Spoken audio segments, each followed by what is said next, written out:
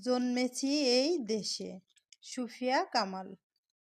অনেক কথার গুঞ্জন শুনি, অনেক গানের সুর, সবচেয়ে ভালো লাগে যে আমার মাগো ডাক সুমধুর।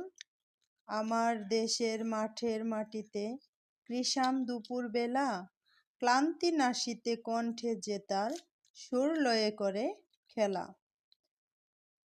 জন্মেছি এই দেশে। কে লিখেছেন? সুফিয়া কামাল। সুফিয়া কামাল। অনেক কথার গুঞ্জন শুনি। অনেক কথার কি শুনি? গুনগুন আওয়াজ শুনি।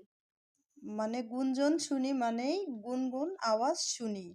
অনেক গানের সুর, কবি অনেক কথার গুনগুন আওয়াজ শুনে, অনেক গানের সুর শুনে। সবচেয়ে ভালো লাগে যে আমার মাগো ডাক সুমধুর। কিন্তু কবি কার ডাক সুমধুর লাগে? কার ডাক? মাগো ডাক সুমধুর লাগে।